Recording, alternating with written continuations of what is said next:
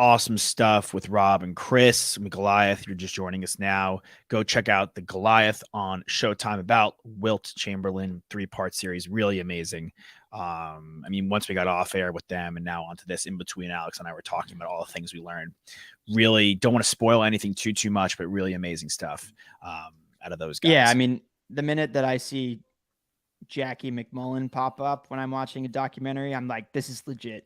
These guys know what they're doing. When you bring in Jackie KG Mack, too. Yeah, I mean KG, legend. Face of Showtime awesome. basketball. Yeah, I'm not going to say I was surprised to see KG there. I kind of expected it, but it was cool to see Jackie Mack and then Bob Ryan, who of course has been covering the league for a really, really long time. Forever. Yeah, hearing from his former teammates, I thought was one of the coolest parts about it. To kind of hear the dichotomy of opinions from the guys that clearly were jealous that Wilt was the best player on the team, and other guys that were very much understanding of the situation and the reality of, get the best player the ball. Like, if you watch the NBA now, it's very apparent that bodes best for your team to a certain extent, right? Like, you don't, if you have LeBron James on your team, like, you don't want him having the ball 30% of the time on offense. Like, that's a mistake. I was thinking about on a LeBron team, like Kyrie, one of the reasons he left Cleveland is like, he didn't want to keep giving, I felt like he wanted to kind of grow out of LeBron's shadow a little bit. So some guys definitely have a tough time, like being second fiddle, being Robin, when you think you are Batman.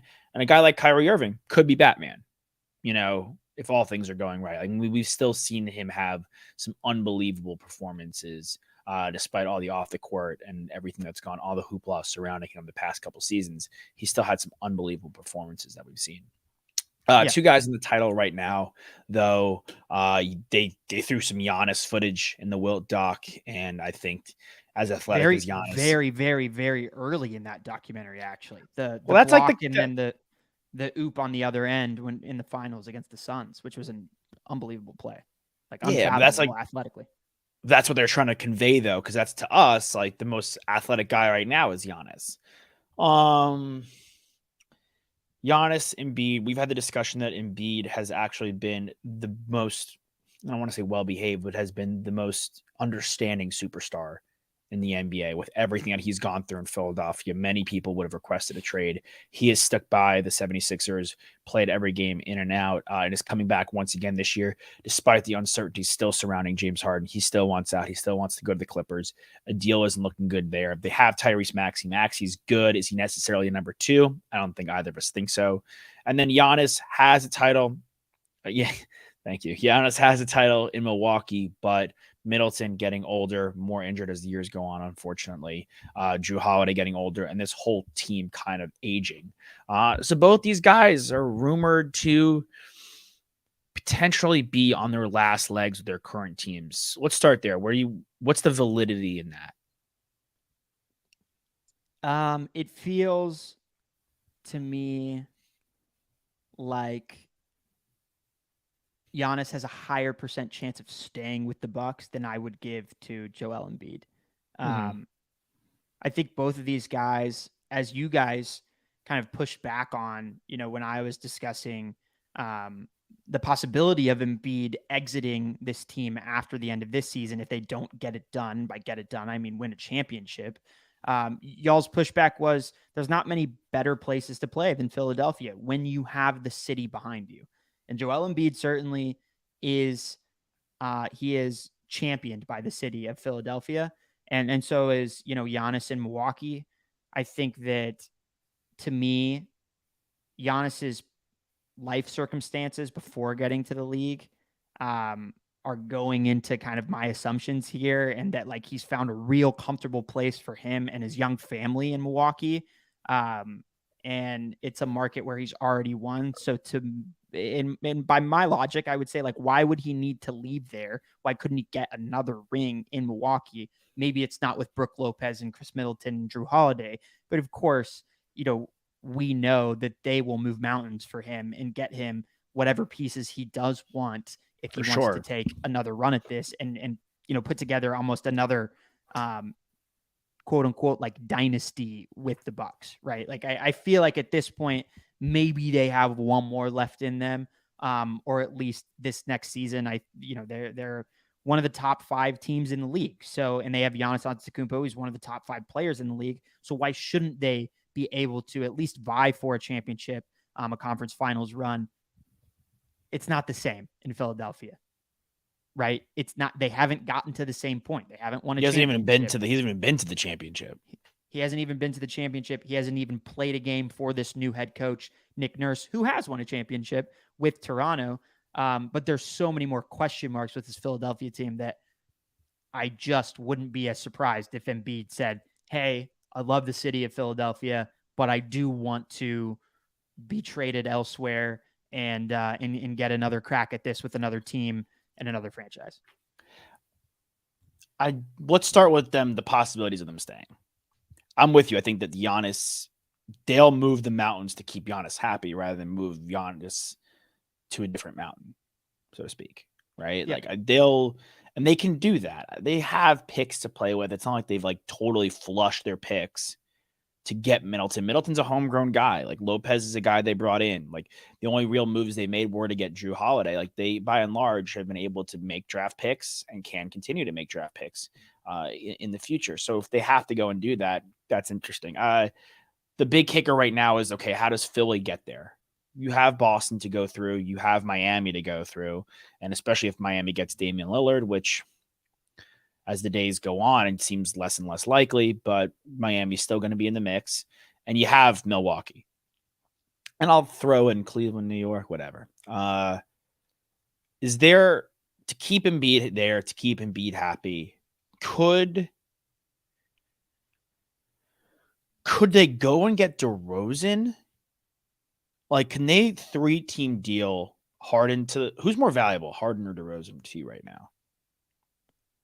For that team, for the 76ers, I would say James Harden is more valuable. Okay. Can you do Harden to the Clippers where he wants to go? Yeah. Combine something to Chicago and bring in DeRozan to the Sixers. I know Harden's more valuable, especially his ability to run the point, a better 2-man game with Joel Embiid, but at least getting something for DeRozan or Levine, frankly, like getting one of those two guys in there with Embiid, I think can be pretty helpful. And Chicago's unbelievable is caught in a ridiculous place between the rock and the hard. So I don't know what they're doing. I don't know what they can do. Well, I think it was rumored that if they're going to move one guy, it's not going to be DeRozan. At least right now, the first guy that they're going to move is Zach LaVine. Well, the Knicks kicked tires, and then apparently the tires they kicked were firm and hard and big, and it's a hefty price to get Zach LaVine. Right. It's interesting to see how all of these teams now have. They've really, really like evaluated what the majority of moves have looked like from an asset to asset standpoint, and like the Karl Anthony Towns package and the Zach LaVine package and any other superstar that is even, higher in our top 25 list in consideration to those guys, what they're going to be asking for. The asking price is too much, I think, at this point for any team to actually pull the trigger on. Because I think what people saw was they gave up way too much in deals. I'm talking about the Minnesota Timberwolves gave up way too much in the deal for Rudy Gobert, and then people got scared. So then the market flipped in 180, and then people were willing to give up basically nothing to move guys like Chris Paul.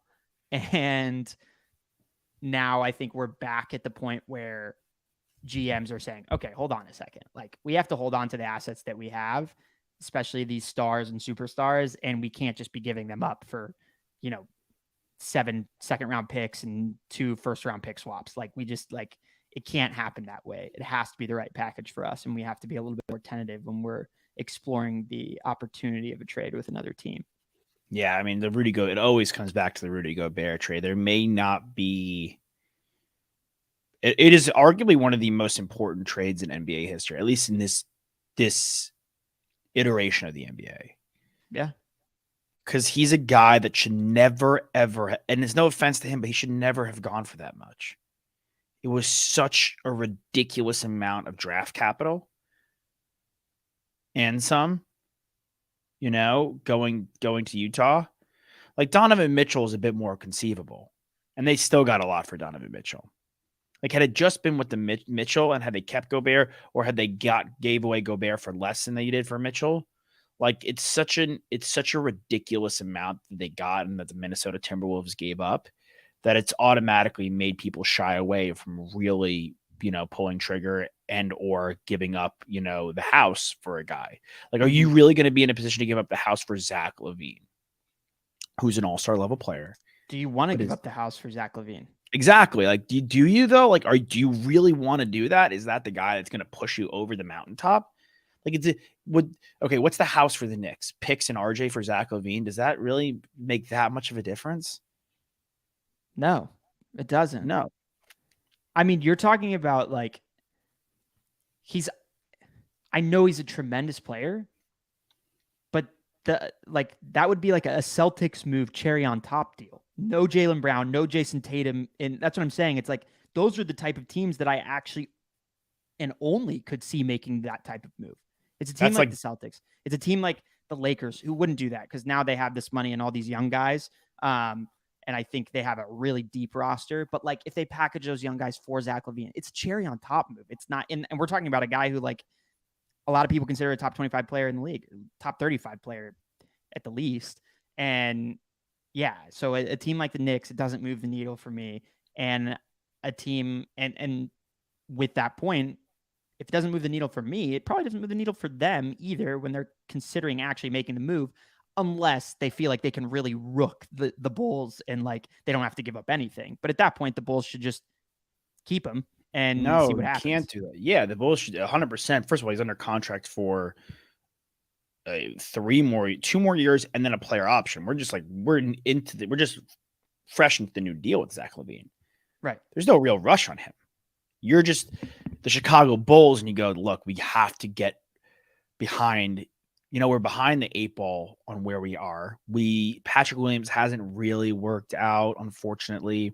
Kobe White last year, but he's worked out more than Kobe White has. Yes, I would say. Yeah. I would think everyone would say, and I liked Kobe White coming out of school. I thought he was fun, but as the 7th pick, you had the 7th pick and the 4th pick, and you don't have a lot of return.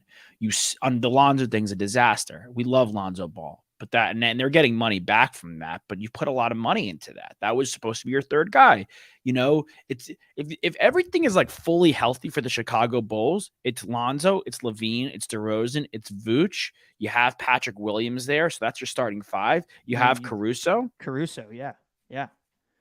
Kobe White, your second. If Lonzo Ball doesn't get hurt, then it's a team, in my opinion, that's of the same competitive caliber as the Knicks. The Knicks are right now, right? For sure.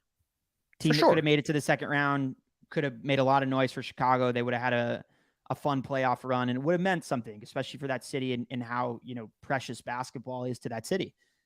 So they missed that window because whatever amount of time it takes, and hopefully he does return to the court and returns to form and in some variety for Lonzo Ball, like you're past it with DeRozan. LaVine is, he's still the same player, and okay, he's really in his prime right now, but Vooch is getting older, and Caruso could easily get dealt because there are teams that actually would pay it a little overpriced for a guy like that because of his defense, his versatility, and what he can bring.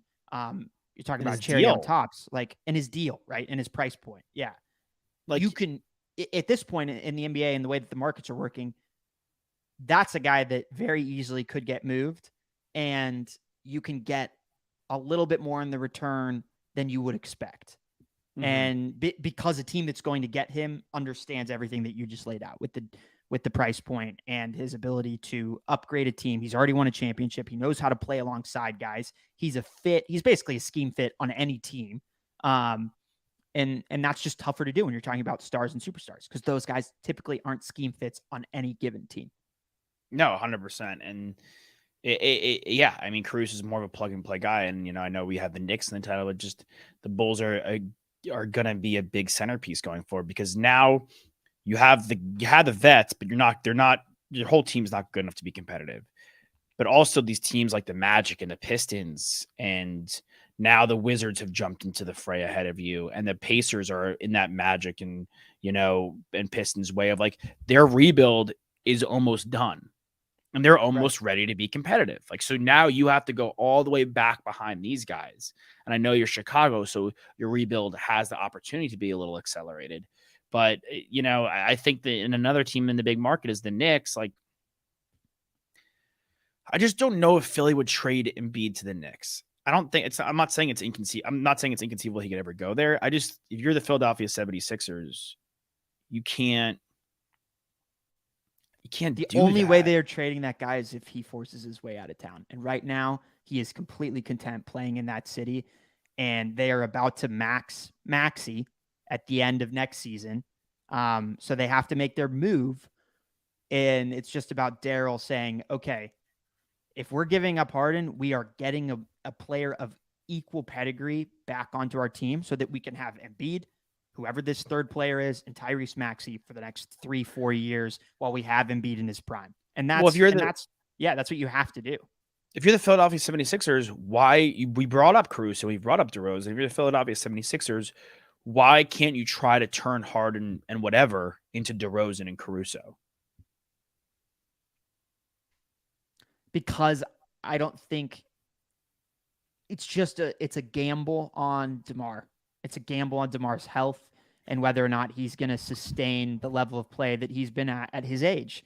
Knowing that Tyrese Maxey is going to continue to get better and that by the end of it, in 3 to 4 years, you'll have Maxey almost entering his prime. You'll still have Embiid in his prime. And if you have that third player who's out of their prime, that could be tough. Played 76 games last year, by the way, DeRozan. I will say for the Bulls guys, him and Vooch played all the games. I'm not saying that he's not like healthy right now. I'm just saying it happens. Guys typically gradually get worse as they get older once you hit a certain point. I don't know. I saw his calves up close and personal. That guy's a house. Yeah. He's also like, if you have Embiid, and we were talking with our guys that directed Goliath and just about the gravity that a big man can pull on the offensive side of the ball, you need really good shooting. And he is an excellent mid-range shooter, but he is not a great three-point shooter. I know. And that's I was about tough. to say, if he was a better three-point shooter, it'd be a no-brainer pickup. I don't know. Like, we talked about Otani to the Rangers for the example. Like, if you're the Angels, like trading him in division, you would have to give up your life. Like and people have talked about Embiid to the Knicks. Like, that is just you just don't do that. You know what I'm saying? Yeah. You don't trade Manny Ramirez or David Ortiz to the Yankees. That's what it's like. I don't even think the Rangers and the Astros are high enough. You don't trade the Dodgers if things aren't going well. They don't trade Mookie Betts to the Giants. Yeah, no, you're right. Although I will always consider that, like, in that circumstance, don't you think that if you have the upper hand of knowledge, that you could get way more in the trade? Like, if you win the trade, though, then you look really smart. And then if Embiid, who has had very serious health concerns early on in his career, if you don't believe that he can sustain his level of play for 5 years, and you want to entertain the idea of trading the Knicks, acknowledging that maybe this version of Embiid won't last as long as he thinks it will, or everyone else thinks it will, and now you get into the kind of Tom Brady, Bill Belichick thing, and of course Brady goes to the Bucks, not the Dolphins and not the Jets and not the Bills, but and he's a free agent. Like, the thing is okay, fine. If the Sixers are going to the Knicks, and we'll wrap here, the Sixers are going to the Knicks. I'm getting 5 firsts. I'm getting Patrick Ewing's soul in a briefcase. You better get it all. Yeah. All right. Well, we'll continue to talk about this until either they're traded or not. So we'll see you guys next time. Hit your free throws.